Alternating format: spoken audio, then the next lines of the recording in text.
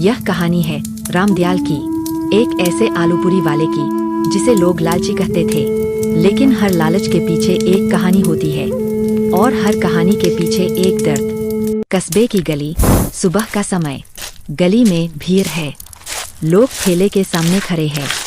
अरे भाई, पहले पैसे दो, फिर पूरी मिलेगी। उधार का जमाना गया। रामदयाल, तू तो पहले ऐसा नहीं था। इतना लालची कब से हो गया? जिस दिन दुनिया ने मुफ्त में भावनाएं देना बंद कर दिया, उसी दिन से। भीड़ में खड़ी एक बूढ़ी औरत गौरी दादी कांपती आवाज में बोलती है, बेटा बस 2 पूरी दे दे, कल पैसे दे दूंगी। दादी, मैंने कहा ना, उधार नहीं। भीड़ में फुसफुसाहट शुरू हो जाती है। कितना गिर गया है? पहले तो बड़ा नेक था। लेकिन क्या सच में रामदयाल सिर्फ लालची था या कहानी कुछ और थी? 5 साल पहले वही गली, लेकिन रामदयाल मुस्कुराता हुआ, रामदयाल हंसते हुए। अरे मुन्ना, ये लो एक पूरी फ्री में। सच में चाचा? हाँ रे, बच्चे भगवान का रूप होते हैं। उस समय उसकी पत्नी सरला पास में बैठी हंस रही थी। इतना भी मत बांटो कि घर चलाना मुश्किल हो जाए। अरे सरला, भगवान ने दिया है तो बांटने में क्या बुराई। लेकिन भगवान की परीक्षा कब और कैसे ले ली जाए, कोई नहीं जानता। एक रात तेज बारिश, रामदयाल की छोटी बेटी प्रीति तेज बुखार में तप रही थी। सरला घबराकर, रामू, इसे अस्पताल ले चलो। अस्पताल में डॉक्टर डॉ मेहरा गंभीर स्वर में बोले, इलाज महंगा है, तुरंत 50,000 रुपए का इंतजाम करना होगा। रामदयाल पूरे कस्बे में दौड़ा। रामदयाल रमेश से, भाई मदद कर दे, मेरी बेटी मर जाएगी।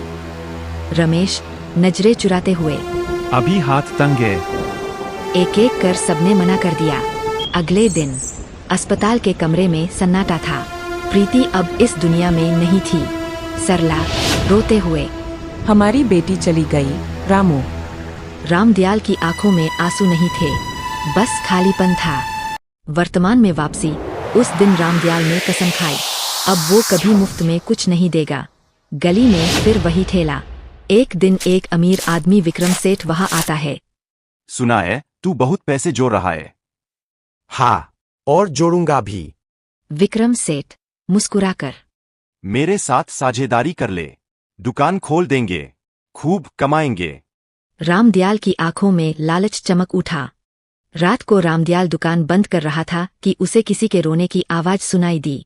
वही गली का अनाथ बच्चा चिंटू बैठा था। चिंटू धीमे स्वर में, चाचा, माँ बीमार है, 2 पूरी दे दो। रामदयाल के हाथ कांप गए। उसे अपनी बेटी प्रीति की आवाज सुनाई दी, पापा भूख लगी है। उसकी आंखों में आंसू आ गए। ले बेटा, जितनी चाहिए ले जा। सच में पैसे नहीं है मेरे पास। रामदयाल आवाज भर्रा गई, आज से तू मेरा बेटा है। अगले दिन विक्रम सेठ फिर आया। कल मैंने देखा तू फिर मुफ्त में बांट रहा था। अगर मेरे साथ काम करना है तो दिल को कड़ा करना होगा। रामदयाल शांत स्वर में बोला, मैंने अपनी बेटी को पैसों के लिए खोया है, लेकिन अब मैं इंसानियत नहीं खोऊंगा। विक्रम सेठ हंसकर, तू जिंदगी में कभी बड़ा नहीं बन पाएगा।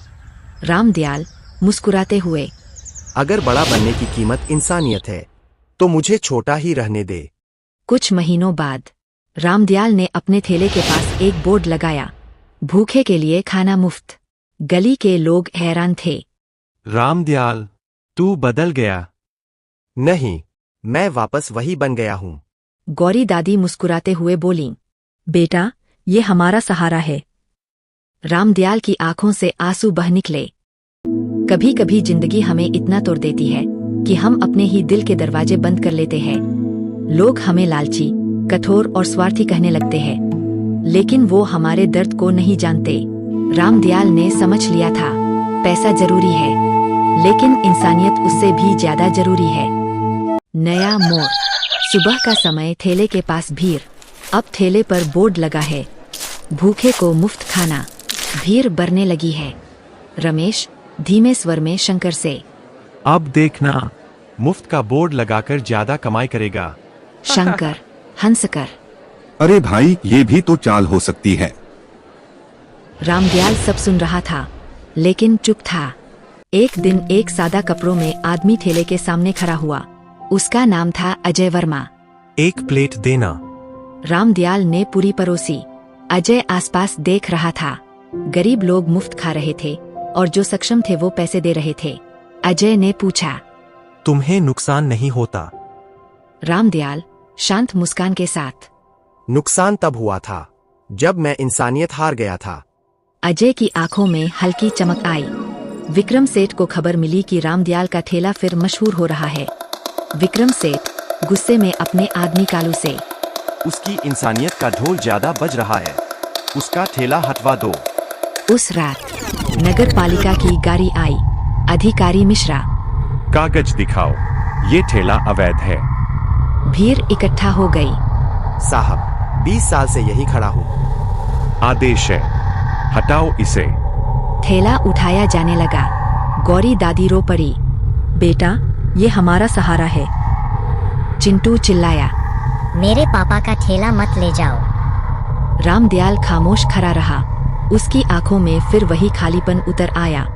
अगले दिन कस्बे के अखबार में खबर छपी, गरीबों को मुफ्त खाना खिलाने वाले का ठेला हटाया गया। वही आदमी अजय वर्मा असल में जिले का नया कलेक्टर था। कलेक्ट्रेट में अजय सख्त आवाज में मिश्रा से, किसके आदेश से हटाया?